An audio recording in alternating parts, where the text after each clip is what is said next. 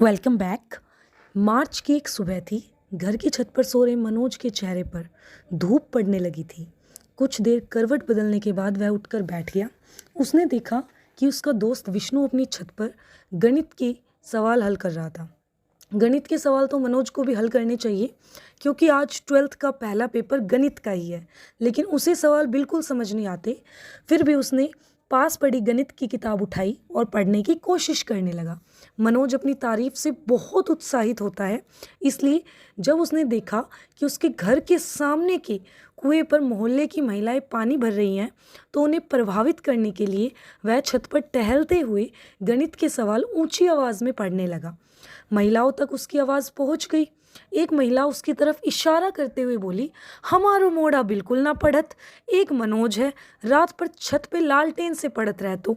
अपनी तारीफ सुनने का उसका उद्देश्य पूरा हुआ। उसने व्यर्थ हाथ में पकड़ी किताब किनारे रखकर गुलशन नंदा का उपन्यास जलती चट्टान खोल लिया।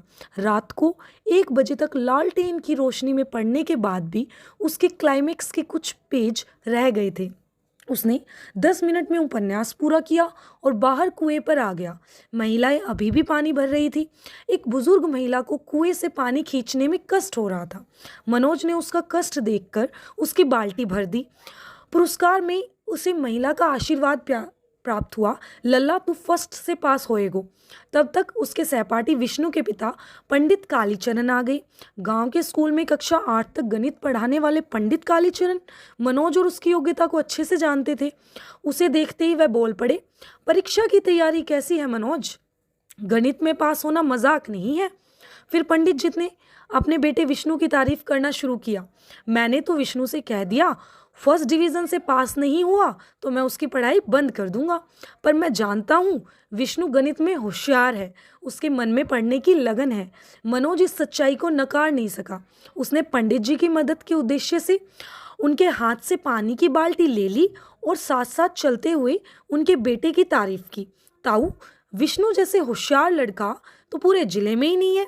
मुझे तो पूरा भरोसा है कि वो इस बार जिले में फर्स्ट आएगा। यह कहते हुए मनोज की आंखों के सामने उसके पिता की धुंधली छवि आई और फिर अचानक विलीन हो गई।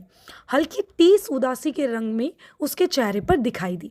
अब देखो आप, मनोज कैसा लड़का है कि उसको पढ़ना तो अच्छा लगता है, बट उसको अपनी तारीफ भी बहुत अच्छी लगती है। मुरैना जिला मुख्यालय से 30 किलोमीटर दूर जोरा तहसील से सटे बिलग्राम में दिन की शुरुआत हो चुकी थी। सामान्य सा यह दिन नया सिर्फ इस बात में था कि आज गांव के कुछ लड़के लड़कियां 12th का पहला पेपर देने जा रहे थे। मनोज जब पंडित जी को उनके घर छोड़कर वापस आया तो उसकी माँ दरवाजे पर 2 महिलाओं के साथ बातचीत में मगन थी। मनोज द्वारा बुलाए जाने पर माँ ने कह दिया, रुक जा, आती हूँ। परीक्षा का समय हो रहा था, इसलिए मनोज तैयार होकर परीक्षा देने के लिए निकल गया। बेटे को जाते देख माँ देरी पर बैठे बैठे चिंतित होकर बोली, रुक जा मोड़ा, रजनी ने रोटी ना बनाई का, खाली पेट पेपर देवे मत जा। माँ ने रोटी बनाने का काम 15 साल की बेटी रजनी को सौंप दिया था और खुद को चर्चाओं में व्यस्त कर लिया था। लेकिन मनोज की भूख प्यास आज मर चुकी थी। मनोज ने माँ की चिंता को अनसुना कर दिया और गणित की गाइड हाथ में लिए बिना कुछ कहे आगे बढ़ गया। एक गांव तहसील जिले से जोड़ने वाली सड़क के किनारे बसा था, इसलिए आवागमन की सुविधा की दृष्टि से भाग्यशाली था। हर 10 मिनट में मुरैना से जोरा और जोरा से मुरैना आने जाने वाली बसें इस गांव से गुजरती थी। सुबह के 9 बजे बिलग्राम की पुलिया पर सवारियों की भीड़ बढ़ने लगी। मनोज पुलिया के पास बने मंदिर में हनुमान जी की मूर्ति के सामने जाकर बुदबुदाया, हे हनुमान जी, गणित में बेड़ा पार लगा देना, तुम्हारा ही सहारा है। अब देखो, हनुमान जी से गणित में पास कराने की प्रार्थना करके जब वह पुलिया पर आया तो वहां विष्णु और उसके पिता पंडित कालीचरण पहले से बस का इंतजार कर रहे थे। पुलिया पर बैठे लड़कों में से एक ने मुंह में भरी तंबाकू को थूकते हुए पूछा, पंडित जी, क्या विष्णु को नकल कराने जा रहे हो जोरा? पंडित जी विष्णु को परीक्षा दिलाने ले जा रहे थे।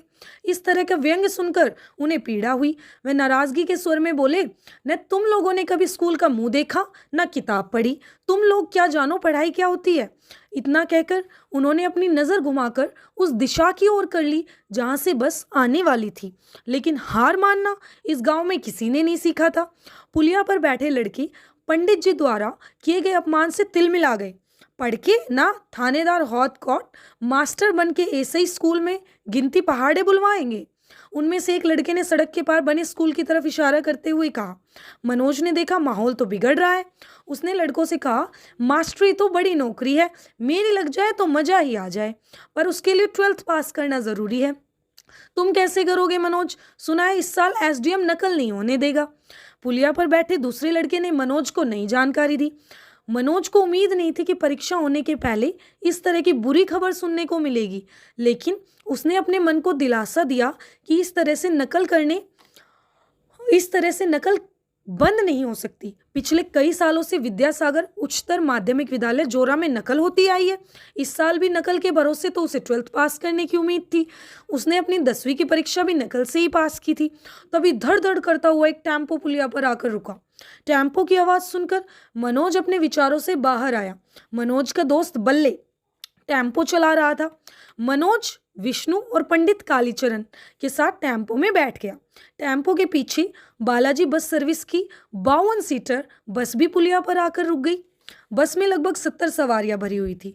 फिर भी उसके 20 साल के दुबले पतले कंडक्टर को बल्ले का 3 सवारियां अपने टेम्पो में बिठाना अखर गया। कंडक्टर ने बल्ले से दबंग और धमकी भरी आवाज में कहा, क्यों रे, कितनी सवारी बैठाए गो रे? 3 सवारी एक्स्ट्रा बिठाई लई है, उतार बिने। वे मेरी सवारी है। पिछले कुछ महीनों से इस सड़क पर 3-4 टेम्पो चलने लगे थे। बस ऑपरेटरों को इस बढ़ती प्रतियोगिता से आर्थिक नुकसान हो रहा था, इसलिए बस और टेम्पो के संघर्ष बढ़ने लगे थे। तू काम कर अपनो, जे मेरो गांव है, बस ना चल पावेगी तेरी। बल्ले अपने गांव में शेर बन गया, लेकिन बालाजी बस का मालिक धन और राजनीति से ताकतवर था। आरटीओ और थानेदार आर्थिक लाभ के बदले उसे संरक्षण देते थे, इसलिए उसका स्टाफ सीमा से अधिक सवारी ढोना अपना विशेष अधिकार मानता था। विवाद बढ़ता देख गांव के कुछ लोग टेम्पो के पास आ गए। गांव में एकता दिखाने का अच्छा मौका था। दुश्मन का पलड़ा भारी होता देख बस में बैठे ड्राइवर ने कंडक्टर को वापस बुला लिया। अधेड़ उम्र के ड्राइवर ने अपने अनुभव से ये सीखा था कि जब किसी गांव में अकेले गिर जाओ तो वहां से भाग लेना ही सही रणनीति है। बाद में अपने इलाके में इस संघर्ष को घसीट कर लाने की कोशिश करनी चाहिए। अब जैसे हम होते कि हमारे एरिया में आओ, ऐसे वो भी लोग सोचे। तो जो ये वाला फेज है, ये आगे जो लड़ाई हुई है, आगे मनोज की लाइफ में कैसे प्रॉब्लम क्रिएट करेगा, कैसे कहानी रिलेट होती चली जाएंगी। अब क्या हुआ, कंडक्टर भुनभुनाता हुआ वापस बस में चला गया, लेकिन वह बस के गेट से लटकते हुए बल्ले को भविष्य आने की चेतावनी देते हुए चिल्लाया, जा सड़क पे टेम्पो चलावो भूल देगो, होश में रहिए। बल्ले भी कम नहीं था, उसने इस चेतावनी का जवाब ऊंची आवाज में दिया, गांव में से बस ना निकाल पावेगो, ध्यान रखिए। इतना कहकर बल्ले ने टेम्पो का गियर डाला और टेम्पो धड़ धड़ करता जोरा की ओर बढ़ गया। स्कूल के गेट के पास टेम्पो से उतरकर मनोज और विष्णु स्कूल चले गए और पंडित कालीचरण अपने बेटे को सुरक्षित स्कूल पहुंचाकर अपने किसी रिश्तेदार के घर की ओर रवाना हो गए। स्कूल के संचालक नरेंद्र सिंह ने बहुत मेहनत के बाद 12th बोर्ड परीक्षा का सेंटर अपने स्कूल में कराया था। अपने स्कूल में सेंटर होने से वह खुलेआम क्या कराता बताओ? नकल। तो उसने नकल कराने का वादा विद्यार्थियों से कर चुके थे। गणित, अंग्रेजी और साइंस के पेपर में इस एरिया के अधिकांश विद्यार्थी अपने बलबूते पर पास नहीं होते थे, इसलिए नकल से ही पास होने की उम्मीद में स्कूल में विद्यार्थियों की संख्या क्षमता से अधिक बढ़ गई थी। विद्यार्थियों के झुंड भय, आश्चर्य और आनंद के मिले जुले भाव के साथ स्कूल में प्रवेश कर रहे थे। संचालक नरेंद्र सिंह अपने कमरे की खिड़की से आशीर्वाद भरी नजरों से इन झुंडों को देख रहे थे। अब आज नकल कराने का जिम्मा गणित के शिक्षक दुबे जी पर था। नकल कराने के लिए प्रत्येक क्लास में जाना उनके लिए असुविधा का काम था, इसलिए स्कूल के मैदान में टेंट लगाकर नीचे टाट पट्टियां बिछाई गई थी, जिन पर परीक्षार्थी बैठ गए थे। घंटी बज गई, पेपर बट गए। पेपर को 1-2 बार अनजानी निगाहों से देखने के बाद मनोज ने पेपर जमीन पर रख दिया और गणित के सर दुबे जी का इंतजार करने लगे। अब दुबे जी ऑफिस में बैठकर प्रश्न पत्र हल कर रहे थे। एक प्रश्न हल करने के बाद उसे ब्लैक बोर्ड पर उतरवाना, फिर दूसरे उत्तर की सप्लाई करना और मेहनत बड़ा योग्यता का काम था। अब देखो, अभी दुबे सर द्वारा दिया गया पहला उत्तर ब्लैक बोर्ड पर ही उतरा जा रहा था कि स्कूल के बाहर हलचल हुई। एक सफेद रंग की पीली बत्ती लगी। बुलेरो स्कूल के कंपाउंडर में आकर रुकी। पुलिस की वर्दी में 5 सिपाही सीधे परीक्षा वाले मैदान में पहुंच गए। पुलिस को देखकर दुबे सर पहले तो हड़बड़ाए, फिर उन्हें लगा कि यह तो औपचारिक चेकिंग है जो हर साल पहले पेपर के दिन शासन द्वारा की जाती है, इससे क्या घबराना। पर जब पुलिस के सिपाहियों ने उनकी उम्मीद के विपरीत लड़कों से गाइड नकल की पर्चियां जब लेकर एक बोरे में भरना शुरू किया तो उन्हें समझते देर नहीं लगी कि मामला तो गंभीर है। उन्होंने घबराहट में बीड़ी सुलगा ली और ब्लैक बोर्ड पर डस्टर से साफ करके भागते हुए स्कूल के संचालक नरेंद्र सिंह के पीछे खड़े हो गए। अब सभी विद्यार्थियों को भरोसा था कि 10 मिनट की कवायद के बाद पुलिस तो चली जाएगी, उसके बाद उत्तरों की फिर से सप्लाई शुरू हो जाएगी। इसी भरोसे विद्यार्थियों ने धैर्य बनाए रखा, लेकिन 10 मिनट बीत गए और मामला सेटल नहीं हुआ तो विद्यार्थियों की बेचैनी बढ़ने लगी। उनके ऊपर फेल होने का खतरा मंडराने लगा। आज के इस रंगमंच के केंद्र में खड़े हुए एक युवक की ओर इशारा करते हुए एक लड़का बोला, ये तो एसडीएम दुष्यंत सिंह है। दुष्यंत सिंह ने नरेंद्र सिंह से कहा, आपको शर्म आनी चाहिए, आप खुलेआम नकल करा रहे हैं। घबराए हुए लड़के और अधिक घबरा गए। एक सरकारी अधिकारी की ताकत देखकर मनोज को बड़ा आश्चर्य हो रहा था। एसडीएम का रोब रुतबा गजब का था। हमेशा अपनी दबंगाई में रहने वाला जोरा थाने का थानेदार कुशवाहा भी अपने से आधी उम्र के एसडीएम के सामने हाथ बांधे खड़ा था। नकल के इंतजार में बैठे लड़के एसडीएम को कोस रहे थे। नरेंद्र सिंह को समझ नहीं आ रहा था कि उनकी नकल की जमी जमाई सेटिंग एसडीएम ने कैसे बिगाड़ दी। नरेंद्र सिंह ने स्कूली शिक्षा के जॉइंट डायरेक्टर को फोन लगाकर एसडीएम की करतूत कह सुनाई। जॉइंट डायरेक्टर एसडीएम की कार्य प्रणाली से परिचित था। उन्होंने कहा, दुष्यंत सिंह का कोई इलाज नहीं है। ऐसे अधिकारी होते हैं जिन्हें जमी जमाई व्यवस्था को उजाड़ने में मजा आता है, क्योंकि दुष्यंत सिंह तो एक बड़े ईमानदार एसडीएम है। जोरा के बुरे दिन आ गए। मैदान उजड़ गया, विद्यार्थी चले गए, कॉपियां खाली छूट गई, पर जुझारू मनोज ने अपनी खाली कॉपी नहीं छोड़ी। उसने सुना था कॉपी भरने से भी पास हुआ जा सकता है, इसलिए उसने पेपर में पूछे गए सवालों को ही उत्तर पुस्तिका में बार बार लिखकर उसे भर दिया।